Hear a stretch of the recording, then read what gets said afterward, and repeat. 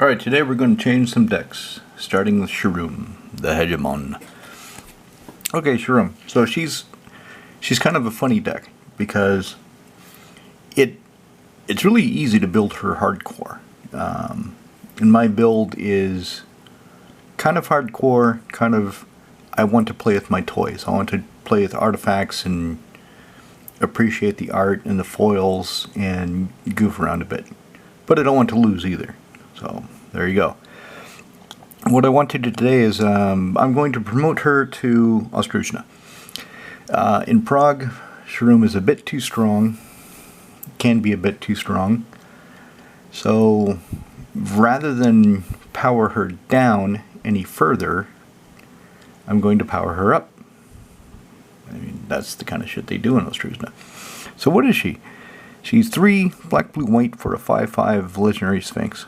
When she hits play, you can return an artifact card from graveyard to play.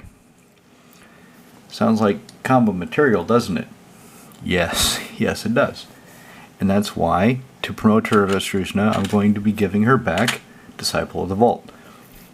Some of you might ask, well, what does this do? What's the fucking point? Some of you know. Some of you know exactly what the point is, because you've lost to it before, or you've killed everybody with it before. So you're like, yeah, that should have been in your deck anyway. But for Prague, no. So, Disciple of the Vault.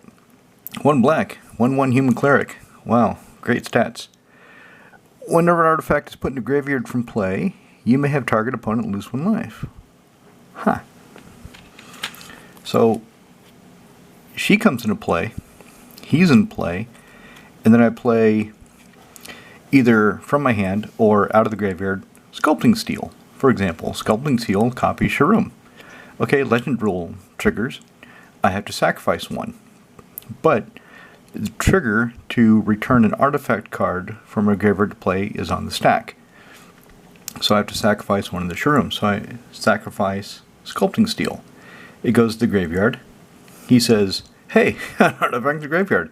Do you want me to hurt this guy over here? Yeah, hurt that guy over there. Okay. 1 point of damage. Trigger goes off. Sculpting Steel comes back. Copy Sharuum. Legendary rule applies. I have to sacrifice Sculpting Steel. This guy says, hey, you sacrificed another artifact. Fucking fantastic. You want me to hurt that guy? Yeah, hurt that guy. And it says infinite. Infinite, instant, I win the goddamn game combo unless you can stop it. So what am I taking out? I already know what I'm taking out. And some of you might disagree with the card I'm taking out, but I'll show you why. I'll explain it. So, what does she have that's so much fun? I mean, Wormcoil Engine is kind of fun. It's not really as fun as the other cards. It's just efficient, 6 for a 6/6, Death Touch Lifelinker. When it dies, you break it in half, and you get a 3/3 Lifelinker, 3, yeah, whatever. He makes my artifacts cheaper. Ethereum Sculptor, 1 in a blue for a 1/2 Artificier. Nobody likes her. Nobody likes her at all except me. Aethersworn Canonist, 1 in a white for a 2/2 human cleric.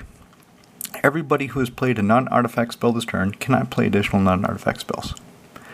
So what that means is, basically, unless my opponent is playing artifacts, they can only play 1 spell a turn. And they really don't like it. In fact, there's 1 game where I'm struggling. Sharuum isn't really kicking off. I've got some cool things. I've got Aethersworn Canonist in play.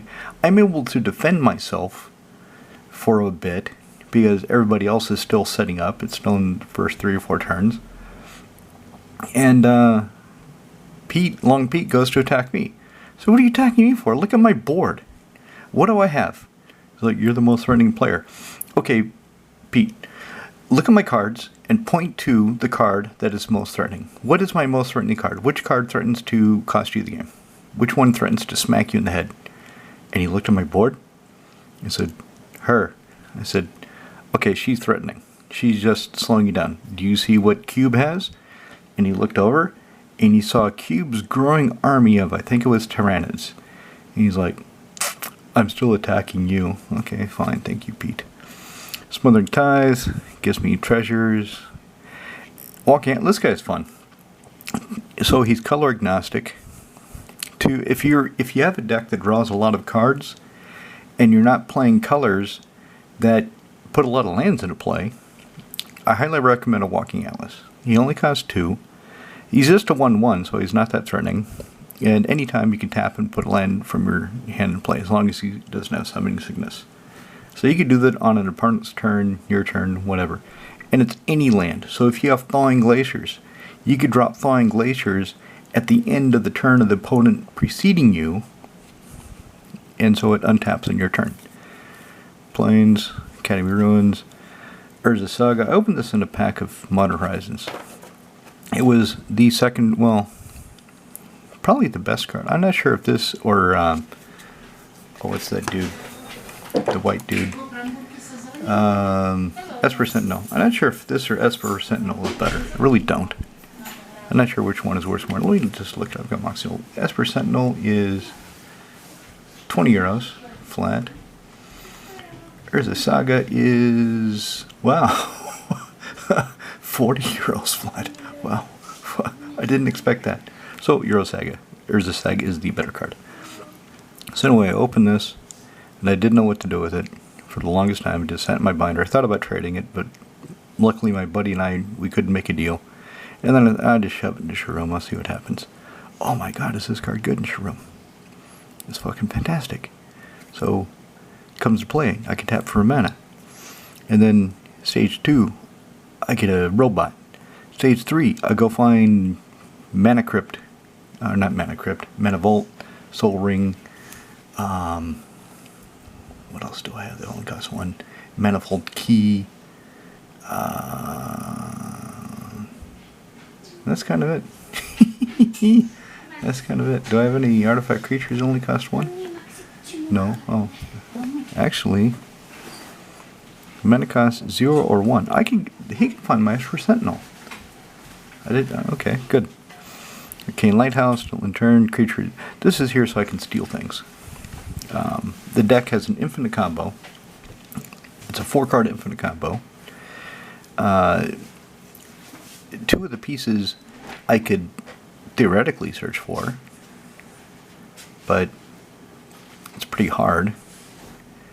And what it allows me to do is instantly steal everybody's permanents. I gain control of the entire board, which ended the game. Shrine, Summoner, Unwinding Clock. Okay, Seedborn Views for artifacts. So 4 mana, untap all artifacts you control during each other's untap step. Summoning. So you see, so far, the deck, Sync Summoner, comes to play, go find an artifact creature card, show it off, put in your hand. If you do, shuffle your library. 5 mana for a 3/3 flyer. But it finds another creature. But you're seeing, there's really nothing lethal in here so far. I've really not shown anything that's really deadly. It's all just toys. Copper Gnomes, 2 to cast it, 1/1, spend 4, sacrifice it, choose an artifact card in your hand, and drop it to play. Pretty good with the Forge. Spellskite, just 2, 0/4, change target spell or ability to Spellskite for either 2 mana or a blue. Okay, Memory Jar. So the card I'm going to take out, the reason I feel free to take it out, one of them is Memory Jar. 5 to cast, sack it whenever you feel like it. Everybody puts it aside their hand, draw 7 cards, and then turn they discard those 7, any of those cards they didn't play, and then goes back to the original hand. So if I play it on my turn, it's get some stuff and everybody else mills 7. In so many words. Scarecrow, she's not threatening. 3 for a 1/2. 1 tap, sack Scarecrow, draw a card. She's the only Scarecrow in the damn deck. 4 tap, return an artifact creature card from graveyard to play. Not threatening about the deck, finds lands, Hallowed Fountain. Oh no, a flying Death Toucher. That draws me a card. Duplicate. So he can be annoying. Nobody likes getting their creatures exiled. When he comes into play, I can exile a non-token creature as long as the creature's on duplicate, imprinted on duplicate. He has a power toughness, no abilities, just power toughness creature types. So, better get something big. Guild Lotus is part of the Infinite combo. Arcane Denial. Meteor got him. When she comes into play, I blow something up. Non-land. So there's nothing in that pile that's really that threatening. How about this pile? Yeah, that can be threatening. 7, 8, 9 for 7/11 Island Walk Trample Shroud. Into its maw went the 7C, never to be seen again while the world remains. So yeah, this is threatening. This is hard to deal with. That's my crown jewel of my collection. And yes, it's authentic, and yes, I play it, and I keep thinking when I do take it to Sharuum, I should put the counterfeit version I have in here. Although technically it's a proxy, because I do own the real card, so the counterfeit one I have can be a stand-in for the authentic one. But it's just the art on the counterfeit is just dark enough and poorly printed enough to irritate me. It doesn't look as nice as the original.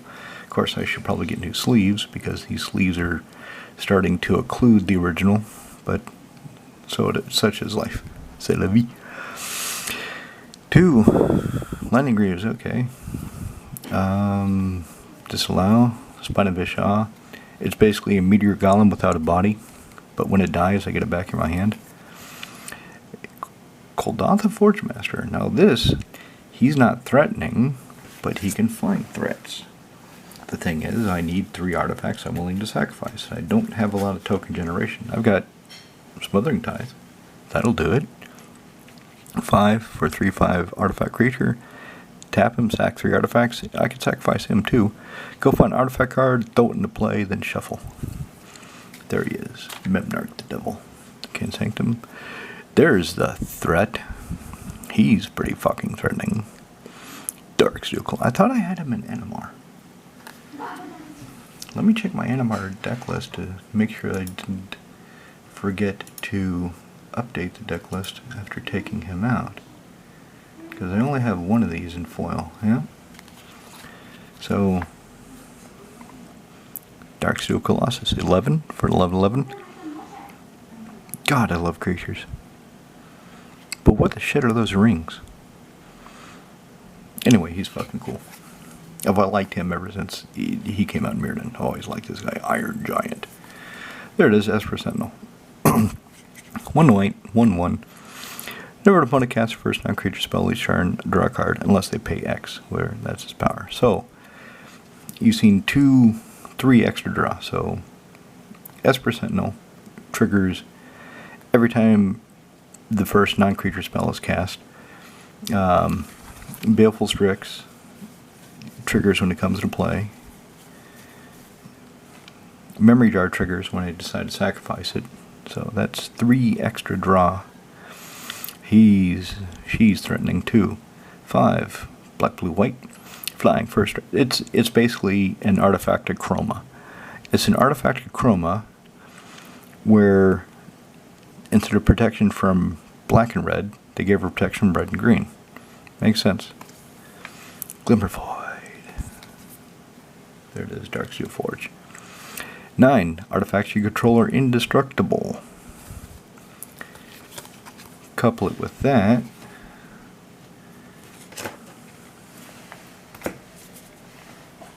So here's the dirty combo that's, I feel I'm kind of embarrassed when I play in Prague. Because it's part of the deck. I know I put these in here, and I know the effect, and I just don't feel good about playing them in Prague. But Ostruzna, fuck those guys. Dark Steel Forge, artifacts you control are indestructible. Nevinyrral's Disc. Spend 1. Destroy all artifacts, creatures, and enchantments, including the disc itself.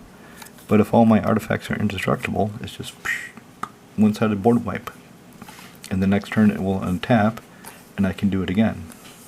So with Dark Steel Forge, basically says, Spend 1 tap, blow up everybody's shit but yours. Dirty combo. Flats, counter squall. There it is, sculpting steel. So I've also got Phyrexian Metamorph in the deck. Phyrexian Metamorph can stand in for sculpting steel. So there it is. He's in play. I bang Sharuum down. I cast Sculpting Steel, a copy her, and then ding ding ding ding ding ding ding ding ding ding ding ding die die die. Just like I said at the beginning of the video. So we'll put him here until I come to the card that he's going to replace. Island, Tether the Seeker, so he can find Memory Jar. Because I like keeping him around, when he first comes into play, usually I'll find some smaller mana rock, maybe Metal Worker, and then, or ideally the first turn, I play him, untap, couple out at Soul Ring, Mana Vault, and then next turn do the same because I want to use him to find the Memory Jar.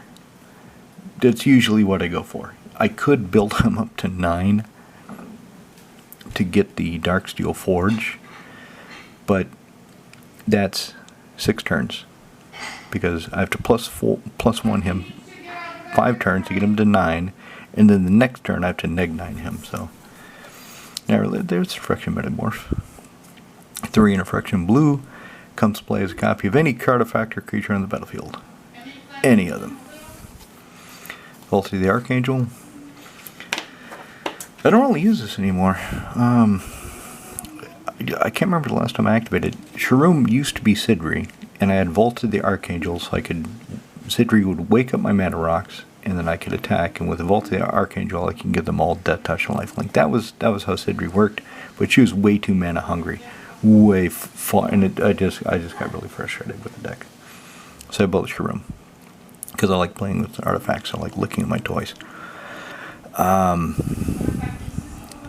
Without that many creatures, this is just kind of in here as a holdover that if the time is right, I can use it and gain some life if I need to.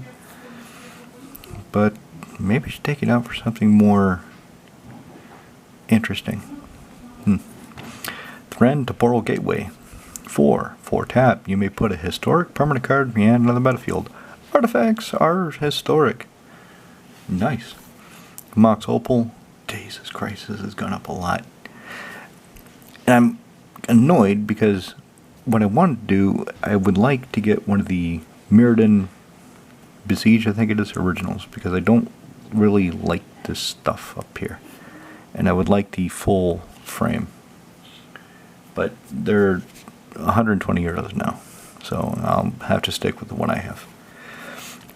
Manifold Key, tap another artifact. Target creature can be, yeah, it's pretty cool. Replace Voltaic Key, it's better than Voltaic Key. Her, oh, she's fantastic. 3 in a blue for a 1/2. Blue tap, return an artifact you control to its owner's hand.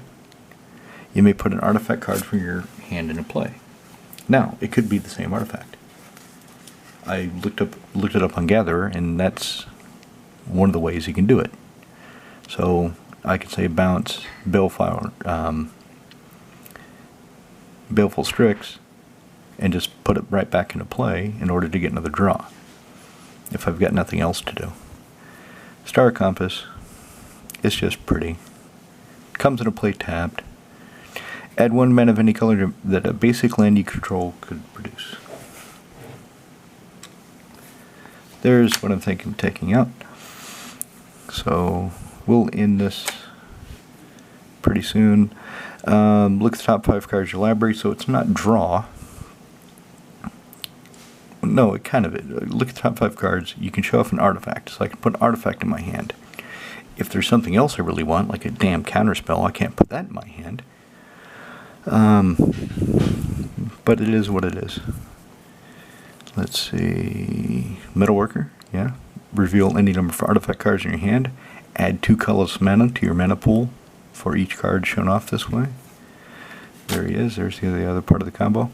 This guy, I can draw a card every turn. If I have 3 more artifacts, which I should pretty damn quickly in this deck. Draw 2 instead. Anything else noteworthy that you want to see? He can be part of the infinite combo. Okay, this guy. I'm really waiting, and since I'm taking him out of the Prague roster and I'm putting him to the Ostruzna roster, I'm going to see this less. So I should get another one for one of my other decks that I actually play in Prague, because I play in Ostruzna about once a quarter when my friend has his chata gatherings. And this guy, he just looks like so much fun. 3 for 2/2. When he comes into play or attacks, I can attach any number of target equipment. I can take all the equipment.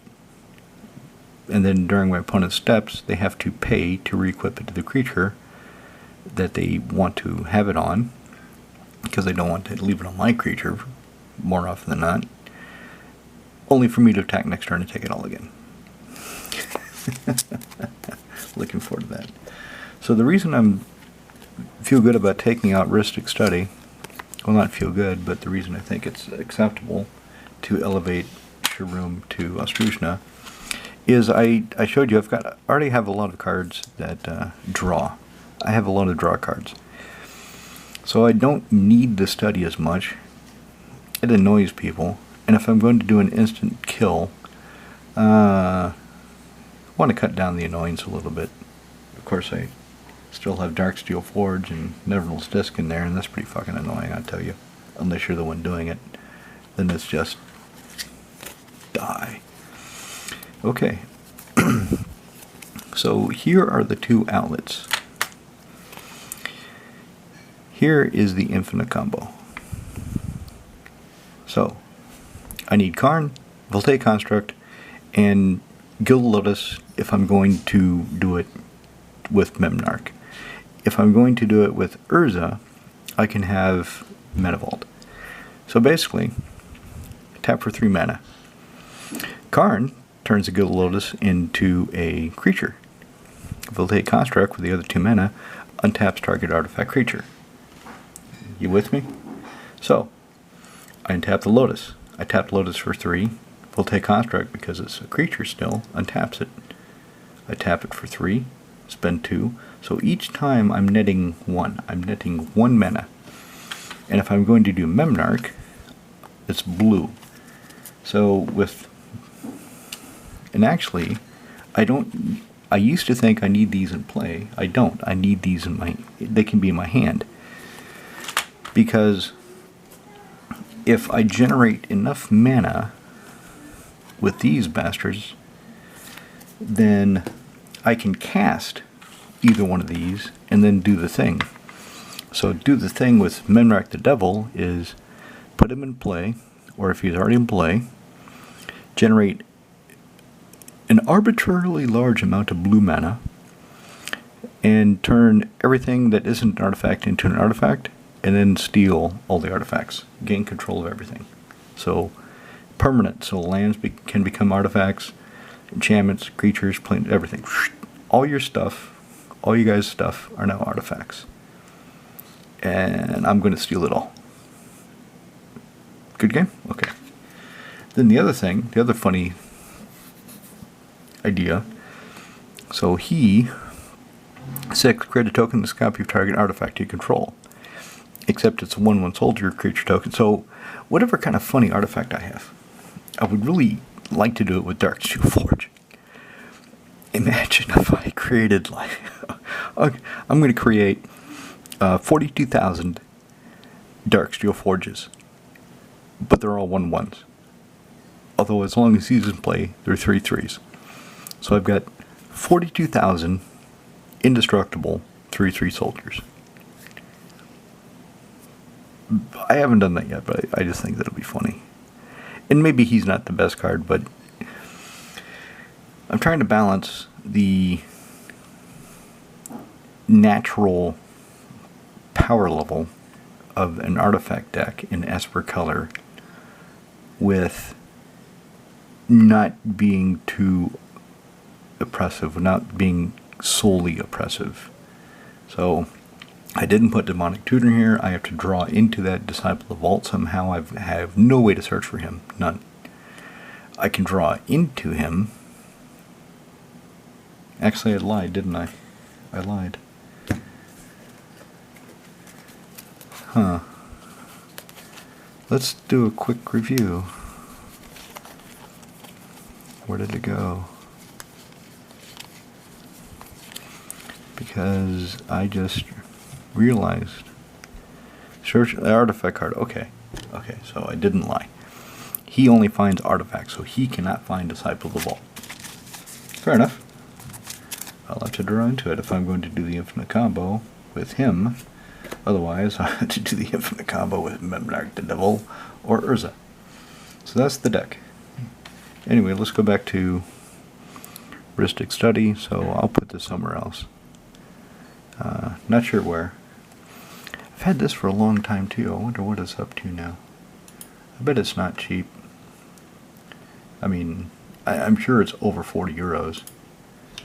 How much is it? 50 euros. Okay. That sounds about right. Anyway, hope you enjoyed this.